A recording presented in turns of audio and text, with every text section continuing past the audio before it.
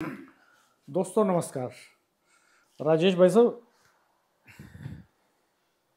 चंद्रशेखर आज़ाद आज़ाद समाज पार्टी के नेता, नगीना के सांसद, वेस्टर्न यूपी में लगातार जन आधार बढ़ाने की कोशिश में जुटे हैं और ये कोशिश अलग अलग रूपों में दिखाई देती है, अलग अलग प्लेटफॉर्म्स पे दिखाई देती है। वो स्कूटर पे अपने नगीना लोकसभा क्षेत्र का निरीक्षण करने निकल जाते हैं, अधिकारियों के साथ सख्ती से पेश आते हैं, तल्ख तेवर में पेश आते हैं जैसा एक जनप्रतिनिधि को आना चाहिए। और दूसरा मोर्चा ये कि पूरे प्रदेश में कहीं भी किसी के साथ भी कोई दमन उत्पीड़न की कार्रवाई होती है, खास तौर पर दलित और मुस्लिम सेगमेंट में, तो वो वहाँ खड़े दिखाई देते हैं, पीड़ितों को ये भरोसा देते हुए दिखाई देते हैं कि मैं हूँ। और तीसरी बात कि वो लगातार उनकी निगाह वेस्टर्न यूपी के उन नेताओं पर है जो उनकी पार्टी को ज्वाइन कर सकते हैं, जिनकी एक राजनीतिक हैसियत है, क्योंकि वो एंट्री करने जा रहे हैं अब यूपी के पंचायत चुनावों में और उसके बाद विधानसभा चुनावों की बड़ी तैयारी कर रहे हैं। इसी कड़ी में उन्होंने कई गुर्जर नेताओं को साधा है। इसी कड़ी में वेस्टर्न यूपी में उनकी कोशिश कई बड़े मुस्लिम नेताओं को पार्टी में लाने की है। इसी कड़ी में अलग अलग बैकवर्ड कास्ट के बड़े नेताओं का एक कॉम्बिनेशन बनाने की कोशिश कर रहे हैं चंद्रशेखर आज़ाद। वो बार बार ये कहते हैं कि किसी एक जाति बिरादरी के दम पे कोई पार्टी खड़ी नहीं हो सकती। तो अब कल अमीर आलम, जो कैराना के सांसद रहे, जो एक बार राज्यसभा रहे, मुजफ्फरनगर शामली की 4 विधानसभा सीटों से वो और उनके बेटे एमएलए रह चुके, वो चंद्रशेखर आज़ाद की पार्टी कल ज्वाइन करने जा रहे हैं। गढ़ी पुख्ता उनका गांव है, वहां एक जनसभा कॉल की गई है, चंद्रशेखर आज़ाद उसमें आएंगे। अमीर आलम अपनी हैसियत का प्रदर्शन भी करेंगे, अपने लोगों को इकट्ठा भी करेंगे और चंद्रशेखर आज़ाद एक मैसेज देंगे कि उनकी पार्टी का जनाधार बढ़ रहा है, इसलिए उनके साथ बड़े बड़े नेता जुड़ते जा रहे हैं। आप इसको किस तौर पे देख रहे हैं? क्या इसका इम्पैक्ट क्या पड़ने जा रहा है वेस्टर्न यूपी की पॉलिटिक्स पे खास तौर पे? डॉक्टर साहब, अगर मैं वेस्ट यूपी की राजनीति की बात करूं तो यहाँ 2 बड़े नेता हैं जिनके साथ में बड़ी संख्या में जिनका यहाँ जनाधार है बड़ा। एक अगर मैं आप देखूं तो उभरता हुआ चेहरा आज़ाद समाज पार्टी के मुखिया चंद्रशेखर आज़ाद हैं और दूसरे आरएलडी प्रमुख जयंत चौधरी हैं। ये 2 ऐसे लीडर हैं जिनके साथ बड़ा जनाधार ऐसा है कि वो जिधर जाएंगे बड़ा जनाधार उनकी तरफ चला जाएगा। और जहाँ तक ये चूँकि अमीर आलम बड़े नेता हैं, वही 2 बार सांसद रहे राज्यसभा लोकसभा के, और मुझे लगता है 3 बार विधायक रहे, साथ 2 बार थाना भवन से, 3 बार वो रहे और एक बार उनके बेटे नवाजिश भी बुढ़ाना से रहे। हाँ। तो मुझे लगता है कि बड़े नेता हैं। और इस समय चूँकि चंद्रशेखर आज़ाद के सामने सबसे बड़ा जो इस समय टारगेट है ये है पंचायत चुनाव। क्योंकि डॉक्टर साहब पंचायत चुनाव अभी होने हैं, 2025 के लास्ट में होने हैं। और आप ये मानिए कि पंचायत चुनाव का मतलब है कि मिनी विधानसभा, उन्हें अपनी मतलब ताकत दिखानी है। अगर वो मिनी विधानसभा में जो उनका लक्ष्य है, अगर वो लक्ष्य तरफ चल पड़ते हैं तो विधानसभा में व्यूवरशिप और ज़्यादा बढ़ेगी चंद्रशेखर की।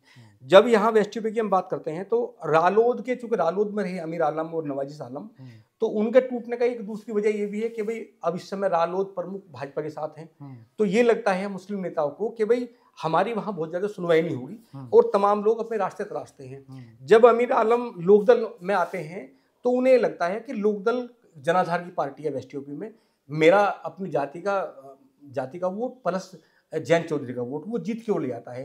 अब उन्हें लगा कि इसी तरह उभरता चेहरा चंद्रशेखर आज़ाद है, अगर उनसे हाथ मिलाऊंगा, उनकी तरफ जाऊंगा तो राजनीति में इजाफा होगा। हालांकि वो तो बाद में समय बताएगा कितना इजाफा होगा, लेकिन मुझे लगता है डॉक्टर साहब कि चंद्रशेखर इसलिए अभी और बहुत सारे ऐसे नेता वो जोड़ेंगे। तमाम, अगर मैं यूपी के तमाम पॉलिटिकल पार्टियों की बात करूं तो इस समय जिस शिद्दत के साथ में और जिस रणनीति के साथ में चंद्रशेखर आज़ाद मिनी विधानसभा जो पंचायत के चुनाव की तैयारी कर रहे हैं, इतनी तैयारी कोई नहीं कर रहा। अभी उन्होंने पूरे प्रदेश में अपनी कमेटी भंग कर दी थी और जितने भी मंडल हैं मंडलवार उन्होंने कोऑर्डिनेटर बनाए और कोऑर्डिनेटर में पूरा जाति का समीकरण साधा। उन्होंने दलित को भी साथ साधा, उन्होंने पीढ़ियों को भी साधा, उन्होंने मुस्लिम को भी साधा। तो इस रणनीति में लगे हुए हैं। आपके याद होगा जब उपचुनाव थे उत्तर प्रदेश में तो मीरापुर उपचुनाव के कुतुबपुर गांव है, मीरापुर विधानसभा का कुतुबपुर गांव है। जब हम और आप गए थे तो वो उस समय कुतुबपुर में एक गुर्जर सम्मेलन को संबोधित कर रहे थे चंद्रशेखर आजाद, और उन्होंने, आपके याद होगा, उन्होंने वहां ये कहा था कि आप यहाँ इस प्रत्याशी को जिताओ, चंद्रशेखर आजाद समाज पार्टी के प्रत्याशी को। आने वाला समय म्युनिसिपैलिटी के चुनाव का है और पंचायत चुनाव का है, मेरा समाज आपको वोट देगा।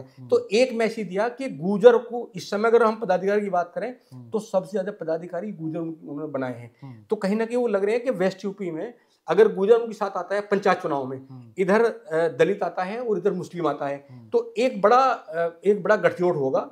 और जिला पंचायत की जहां तक चुनाव की बात है, अगर वेस्ट यूपी में सबसे ज्यादा जिला पंचायत अगर जीतने में कामयाब होते हैं चंद्रशेखर, तो आप देखिए कि जब विधानसभा के चुनाव 2027 में आएंगे तो बड़ी ताकत के रूप में, चूंकि चंद्रशेखर जी को ये प्रूव करना है कि मैं छत्रक हूं अपने क्षेत्र का, वेस्ट यूपी का। दरअसल है क्या कि जो रिजर्व सीटें हैं SC ST कैटेगरी के लिए, उन्हीं सीटों पर दलित कैंडिडेट्स लड़ेंगे, और दलित वोटर्स सारी सीटों पे हैं, सब जगह हैं, सब गांवों में हैं, तो वहाँ वो एक बेस वोट बैंक बनेगा चंद्रशेखर के लिए। उसके दम पे वो बैकवर्ड कास्ट, फॉरवर्ड कास्ट के जो कैंडिडेट्स होंगे जिला पंचायत के और प्रधानी के या ब्लॉक प्रमुखी के, उनको सपोर्ट करेंगे, तो उनके पास एक हिस्सा वोटर्स का होगा। और बसपा चूंकि पंचायत चुनावों में हिस्सा नहीं लेती बिल्कुल आमतौर पे, और बसपा उपचुनावों में भी हिस्सा नहीं लेती थी विधानसभा या लोकसभा के, तो इस बार विधानसभा उपचुनावों में बसपा ने हिस्सा लिया।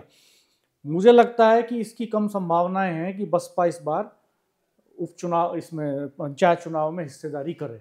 तो अगर पंचायत चुनाव में बसपा की हिस्सेदारी नहीं होती और चंद्रशेखर ये दांव खेल जाते हैं, तो निश्चित तौर पे उनका संगठन खड़ा होगा, बिल्कुल उनके सांगठनिक ढांचा स्ट्रोंग होगा, और उनके पास कुछ एक्टिव, चूंकि ये लोग पॉलिटिक्स में एक्टिव रोल प्ले करते हैं, ब्लॉक प्रमुख, जिला पंचायत के मेंबर, गांव के प्रधान, BDC के मेंबर, इनकी अपनी एक भूमिका होती है स्थानीय स्तर पर वोटर्स को मोबिलाइज करने में, संगठन को खड़ा करने में। बिल्कुल।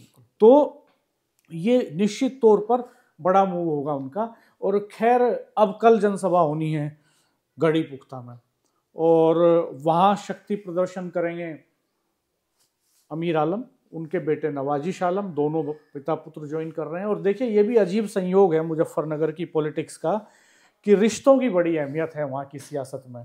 भाई बहन, बहन इकरा MP, भाई नाहिद MLA, पिता पुत्र हरेंद्र मलिक MP, उनके बेटे पंकज मलिक MLA, और ये पिता पुत्र की जोड़ी, ये अमीर आलम विधायक भी रहे, राज्यसभा भी रहे, लोकसभा भी रहे, और उनके बेटे नवाजिश भी MLA रहे। तो इस टाइप की का कॉम्बिनेशन मुजफ्फरनगर शामली की पॉलिटिक्स का है। अब ये जोड़ी पिता पुत्र की कितना रंग दिखा पाएगी, कितना मोबिलाइजेशन कर पाएगी चंद्रशेखर आज़ाद के लिए, ये तो भविष्य की बात है। लेकिन जाहिर सी बात है, इतना तो जरूर तय है कि अगर अमीर आलम और नवाजिश आलम एंट्री ले रहे हैं तो वो मुजफ्फरनगर या शामली की किसी ना किसी सीट से विधानसभा चुनाव की तैयारी कर रहे हैं। बिल्कुल। अमीर आलम ये भी चाहते थे कि RLD में उनके बेटे नवाजिश को 2022 के विधानसभा चुनाव में टिकट मिल जाए, लेकिन नहीं मिल पाया। फिर वो ये चाहते थे कि उनके बेटे को मीरापुर से चुनाव में टिकट मिल जाए। उन्होंने कह भी दिया था कि चौधरी साहब ने मुझे बुलाया है, बुला के कह दिया चुनाव की तैयारी करो, ये मीडिया से ही कह दिया था उन्होंने मीरापुर उपचुनाव को लेके, मीरापुर उपचुनाव में। हालांकि फिर उनको टिकट मिल नहीं पाया और वो एक मुश्किल उनके सामने हुई। और ख़ास तौर पर वेस्टर्न यूपी के कई मुस्लिम सियासी घरानों के सामने इस समय वजूद की लड़ाई का संकट भी है। तो एक चीज़ तो ज़रूर है कि चंद्रशेखर आज़ाद की पार्टी से चुनाव लड़ना किसी भी विधानसभा सीट से, तो एक दलित वोटों का एक हिस्सा तो उनके साथ होगा निश्चित तौर पे। तो ये इस तरह की सिचुएशंस बनेंगी। कुल मिला के ये तैयारी हो रही है 2022 की। अब ये देखने वाली बात 2027 की। अब देखने वाली बात ये होगी कि इसमें कौन कौन और बड़े नेता ऐसे हैं जो चंद्रशेखर के आज़ाद की पार्टी को ज्वाइन करेंगे। दोस्तों आप कमेंट बॉक्स में जरूर बताइएगा कौन लोग ऐसे हो सकते हैं जो आसपा की तरफ जाएंगे, या कौन लोग ऐसे होंगे जो अभी दल बदल करने वाले हैं। हालांकि डॉक्टर साहब कल ये पता चल जाएगा कि अमीर आलम में क्या अभी ताकत है। कल की जो रैली रखी है, जो आजमाइश करेंगे, अपने आप को प्रूव करेंगे कि मैं अभी, तो कल की रैली ये तय करेगी कि मुजफ्फरनगर में अभी क्या अमीर आलम का कुछ जलवा है या आने वाले समय में होगा।